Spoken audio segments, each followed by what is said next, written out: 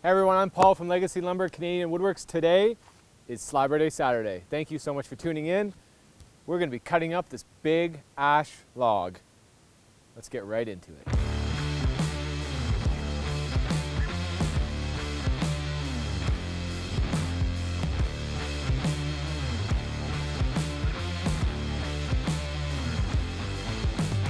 All right, we made it up to the sawmill telehandler. This log, no big deal.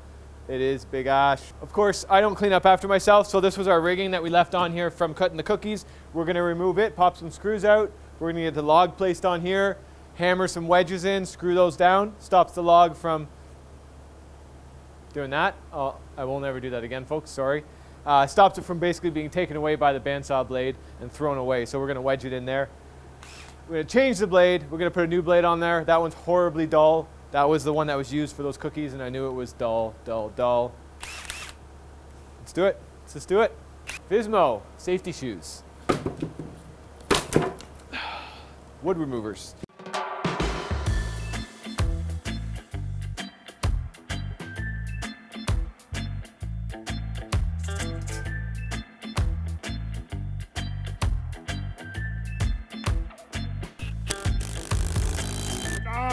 Bosch power. So something I wanted to point out about our Halut telehandler is the feature that it can move 10 inches side to side. My property's not flat everywhere, so when I load a truck or I load the log onto the sawmill itself, I'm able to push a button here and I can actually shift the whole body down 10 inches or back the other way 10 inches.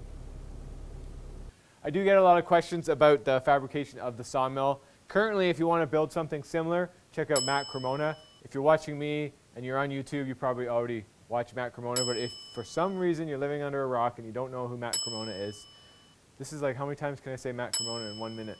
He has plans to build a very similar sawmill that you can build yourself. All the videos are on his YouTube, go check them out.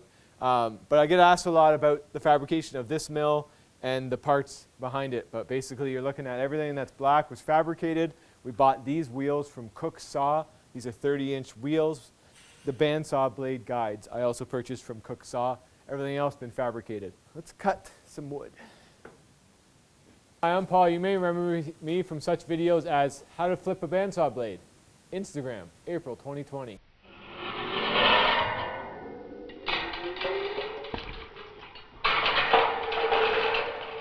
Holy, that was a good one. I wrecked it. That was a good one though. Let's crack her open.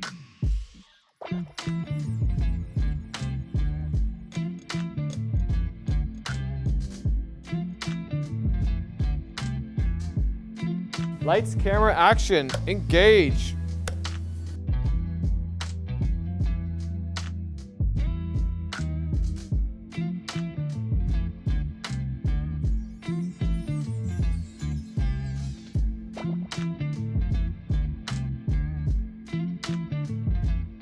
All right, let's see what's inside this log. Let's see if I can. Oh, nice. Actually, want to go this way.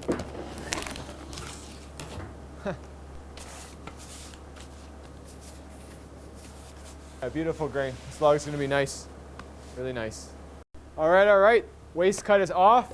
Cut looks nice and flat. I actually entered slightly fast, so it has a hair, a little bit of rise up right at the very end, but nothing too bad.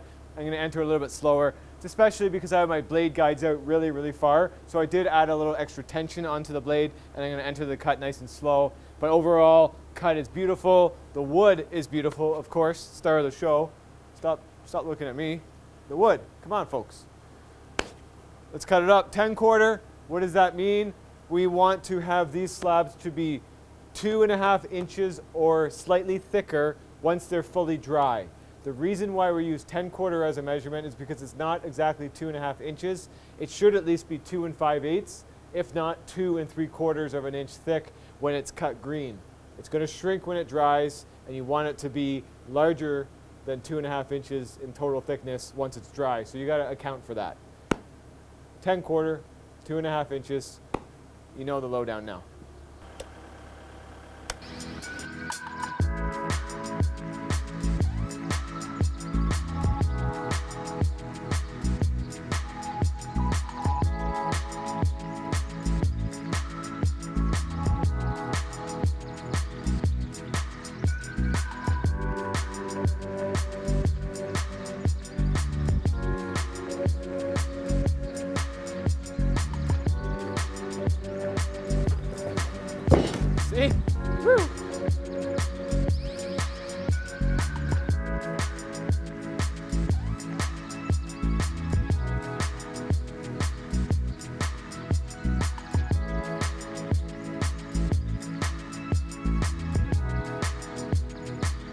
All right, I'm wishing this log was mine. This is beauty. Right where she gets real wide here, we get up to about 52 inches. The narrowest on this slab here is about 34, and we come back to closer to 42. So basically this slab and the next 4 to 5 slabs, nice single slab tables. This is a beautiful log. Looks solid too so far. It's got a little rot in the center, but I don't think it's going to be that bad. So let's keep going. We've got 2 slabs cut so far. We've got a lot of sawdust to make. Woo!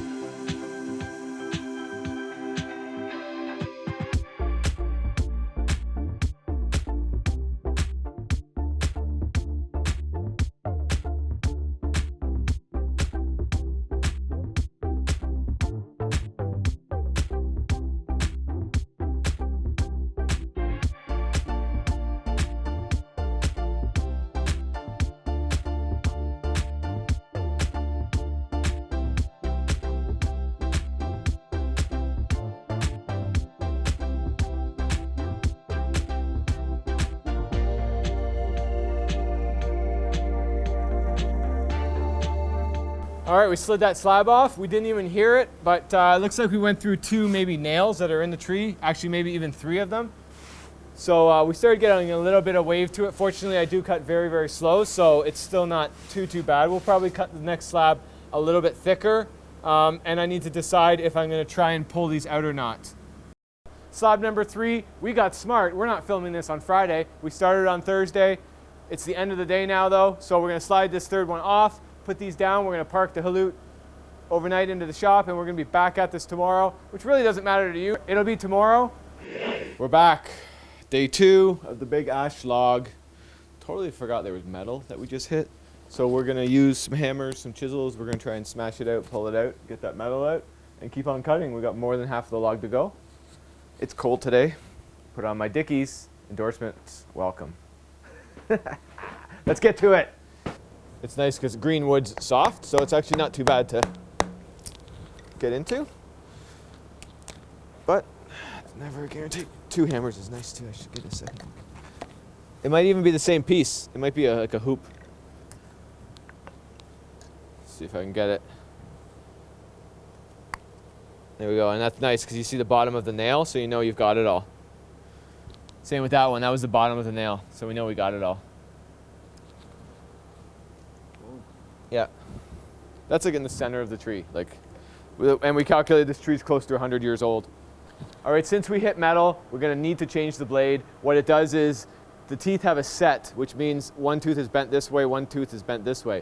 When you hit metal like that, it not only dulls the blade, but it bends the teeth in ways that you don't want, so there's not control of the blade, and it likes to do the wave in the wood, and we don't want that. We got the blade on. We got it tensioned, and we just spin the wheel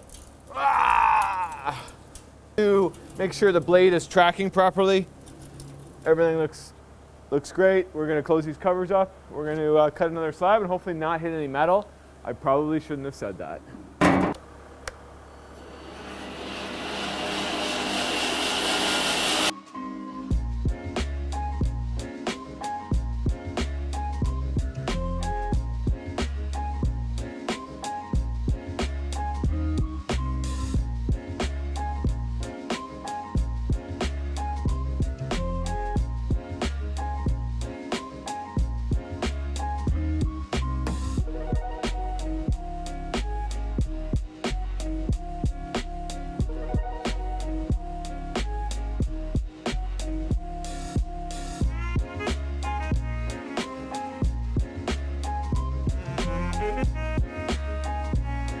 Double water pot, baby.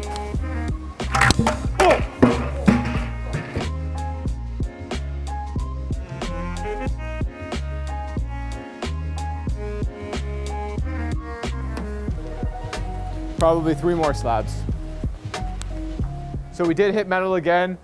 We only got 2-3 cuts in, and this is just what happens with these urban salvage, huge trees. It's literally in the center of the log. There'd be no way to get it out initially without just hitting the metal itself.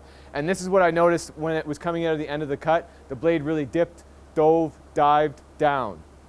And that's mostly because the set of the teeth, like I was saying, is bent up and bent down. Probably the ones that were bent down are now bent up more than they're supposed to be. So it doesn't control the blade from going down, and it dips and waves around. So we're gonna have to change the blade again. It looks like we're done with the metal, though. It's probably just the tip of it again. So we have to do another blade. So this is the third blade, I think. So blade number 3 on this log, which sometimes happens.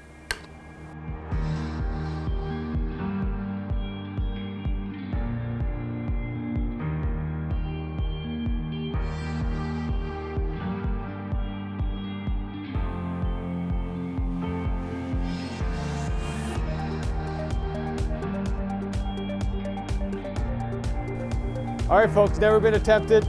Double length water pop.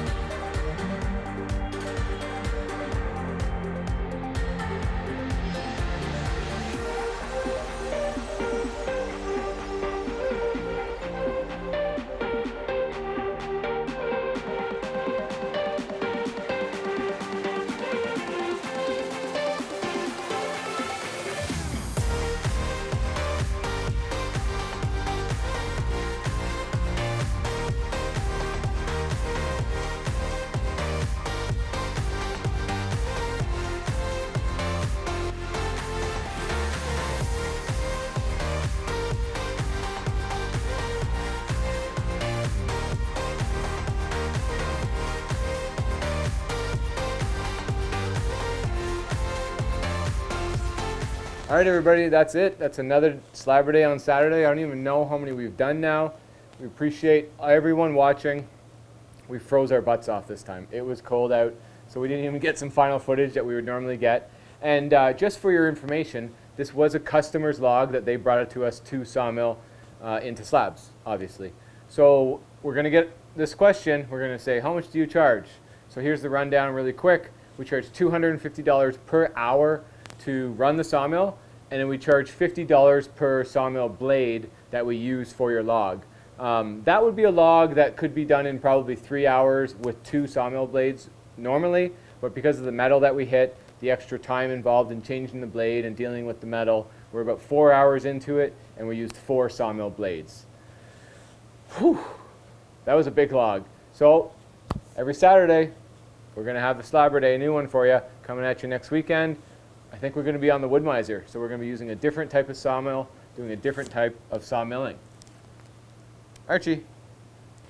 So until then, everyone, make it a great one.